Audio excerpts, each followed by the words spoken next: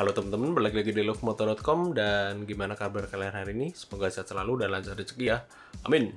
Jadi di video ini gue bakal ngebahas sebenarnya sih ini ngelanjutin video yang kemarin ya. Jadi kalau misalnya di video kemarin gue ngebahas tentang tips dan trik cara pilih sepeda sesuai dengan budget ya, biar nggak terlalu dibohongin. Dalam artian memang apa yang lu dapet tuh sesuai dengan apa yang lu bayarkan. Jangan sampai lu bayar mahal ternyata speknya seadanya, padahal di brand-brand lain itu dia dapat spek yang luar biasa dengan harga yang sama. Itu kalau bahasa Jawanya sih getun ya. Nyesel gitu. Tapi ya selera sih sebenarnya, tergantung orangnya juga. Nah, tapi di sini di video ini sih gue bakal semacam sharing juga gimana sih Bang cara untuk beli sepeda secara aman gitu ya. Dan terus terang gue selama ini untuk 3 sepeda gue beli secara online, jadi bener-bener pure gue rakit sendiri. Gue nggak datengin untuk official store atau di toko-toko offline ya. Di toko offline gue cuma ngelihat barangnya kayak gimana, terus sizingnya kayak gimana. Mungkin ini agak gimana ya, agak kurang fair ya.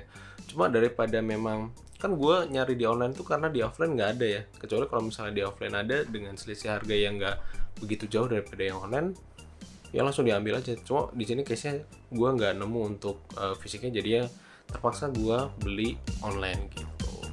Tapi sebelum itu bumper dulu, let's go.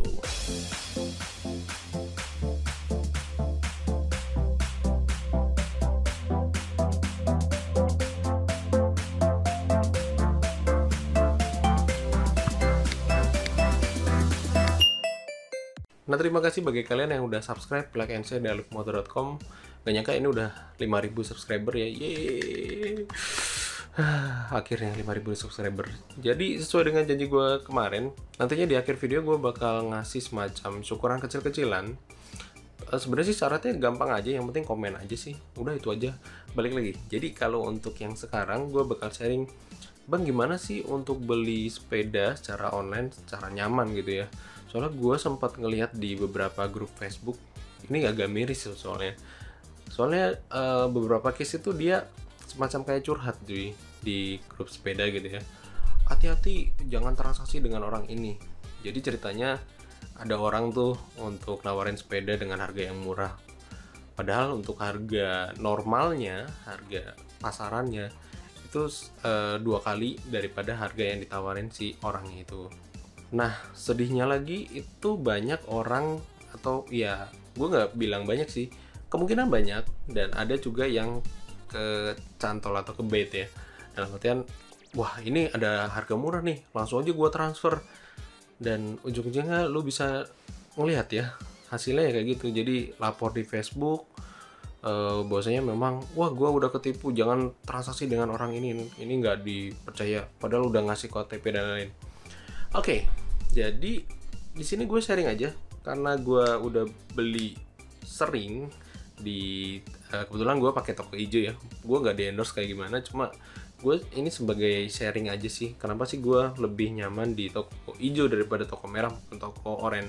Meskipun gue sering juga sih transaksi di toko online, khususnya untuk pada dari luar negeri, itu luar biasa murah banget. Tapi kalau untuk yang toko hijau ini dia apa ya, untuk user interface-nya dia lebih nyaman di gua, jadi buat nyari-nyari gitu gampang. Dan kalau misalnya mau nyimpen untuk mungkin untuk pembayaran ya, jadi ini kan semacam kayak payment point gitu, itu gampang banget. Dan overall gua seneng banget sih dengan experience yang ditawarin toko hijau.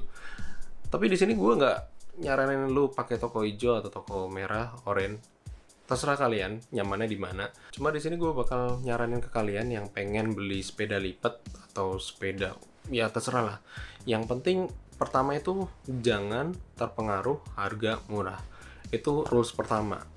Soalnya kalau sebenarnya sih dasarnya itu dari rules yang pertama ini. Jadi kalau misalnya lu udah terpengaruh dengan harga yang murah, ya udah ikhlasin aja cuy. Meskipun lu bisa ngelapor ke kepolisian, buat surat kelaporan terus datang ke bank untuk melakukan pemblokiran, bisa. Cuma untuk dana kembalinya itu soalnya ranah hukum ya. Jadi kalau misalnya penipunya udah ketemu dan itu udah dimasukin ke persidangan, ya kemungkinan untuk balik sih bisa. Cuma itu kemungkinannya bisa, bukan langsung bisa begitu kita lapor langsung bisa kita cairin untuk duitnya. nggak kayak gitu. Jadi kalau terkait dengan tindakan kriminalitas, itu ranahnya udah beda cuy, jadi bukan ranah perbankan lagi, jadi itu udah masuk ke ranah kriminalitas. Dan kalau misalnya udah kriminalitas itu udah susah lah, pokoknya harus nunggu jadiin tersangka, naik ke persidangan, ada ngomong jaksa dan lain-lain, pokoknya riweh lah. Nah daripada lu riweh, ya pertama ya itu tadi, jangan sampai terpengaruh dengan harga yang murah, itu satu. Soalnya di beberapa marketplace, sebenarnya sih di toko hijau juga ada sih, cuma itu bisa di sort juga. Jadi ada semacam apa ya, power merchant ya. Jadi kalau power merchant itu ya istilahnya udah di verified sama si toko hijaunya itu. Jadi insya Allah sih lebih aman untuk transaksinya, karena memang ya itu tadi, kalau misalnya lu transaksinya via marketplace, istilahnya lu kayak pakai rekening bersamanya dari si marketplace-nya itu. Zaman 2010 dulu, 2010 tuh berarti 10 tahun yang lalu ya, itu zaman-zaman si marketplace tuh mulai booming ya. Dan gue sih sempat ngerasain untuk pakai rekening bersama itu pas di FJB-nya Kaskus ya. Jadi kalau misalnya lu tahu Black Panda, terus apalagi tuh yang dia semacam kayak rekening bersama, itu buat nyalurin, jadi ada penjual ada pembeli gitu ya. Jadi kalau misalnya lu pengen beli barang di satu FJB Kaskus, itu lu harus transfer ke ini, ke si rekening bersama, biasanya si Black Panda itu. Terus kalau misalnya si penjualnya udah ngirim barangnya ke sini, ke si pembeli, otomatis dia dananya akan cair kalau misalnya si barangnya udah diterima sama pembeli gitu. Itu sih simpelnya kayak gitu. Jadi istilahnya sih kita kayak nitipin duit ke orang, nunggu barangnya datang dulu. Kalau misalnya barangnya udah oke dan diterima dengan baik, ya udah duitnya baru cair ke si penjualnya. Marketplace intinya sih sesimpel itu sih. Dan gue agak menyayangkan juga kenapa banyak orang yang di tahun 2020 yang udah satu dekade pas gue mainan Kaskus, itu masih aja ada yang ketipu gitu ya gara-gara ini. Kan sedih gitu ya, padahal handphone tuh udah smart cuy, masa yang gunakan nggak smart gitu kan, sedih banget gitu ya. Itu yang pertama. Jadi yang pertama itu jangan sampai tergiur dengan harga murah. Kedua, selalu pakai marketplace itu. Terus ketiga, dilihat juga untuk si marketplace-nya ini apakah dia memang sering melakukan transaksi atau baru-baru dibuat akunnya. Soalnya kadang gue lihat di toko merah, toko oranye, toko apalagi tuh hijau, toko hijau juga ada sih sebenarnya. Jadi dia pasang harga murah, balik lagi ke pasal pertama tadi, pasang dengan harga murah. Misal nih, gue lagi nyari Stratos S2, harganya 5,75 kalau untuk yang di offline store-nya.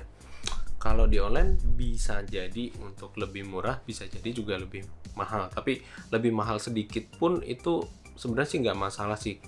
Dalam artian gue ngerasanya itu wajar gitu ya. Nah, si penipu yang masuk ke marketplace, baik itu toko merah, toko hijau, toko oranye, dia itu pertama nyolong foto ya. Jadi lu bisa ngelihat untuk fotonya resolusinya rendah, jadi nggak tinggi, bukan fotonya dia, jadi semacam kayak di download terus diupload lagi. Kemudian yang kedua, dia itu nawarin untuk harga yang murah. Jadi harganya ada yang separuhnya, ada yang cuma 3/4-nya. Bahkan gue sempat nemuin harga yang sama dan lebih mahal.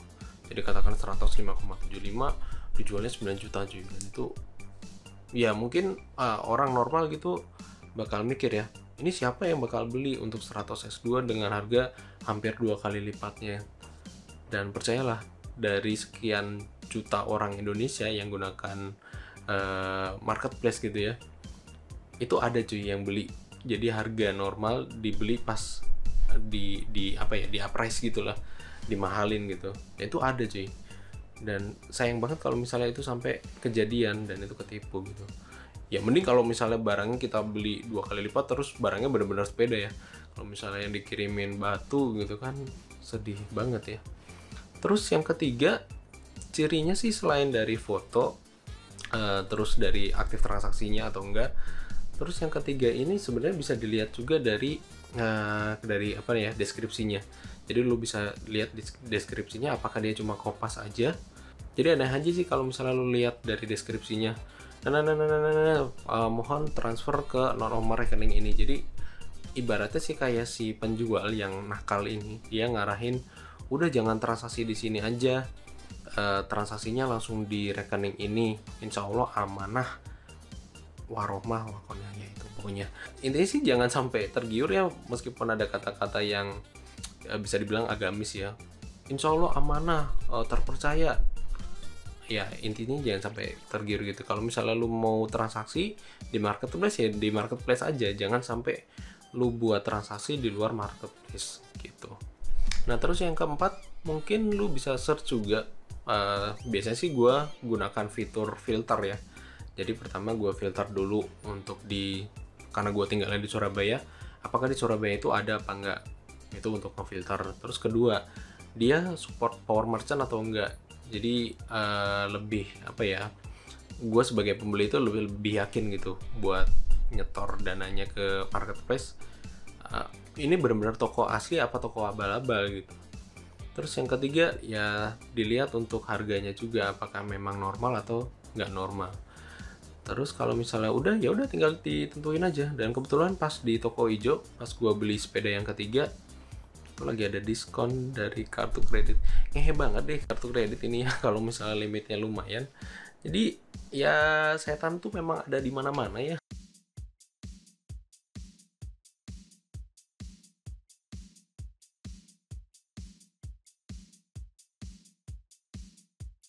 Dan untungnya udah dapat sertifikasi dari istri ya. Jadi SNI sama apa itu tadi?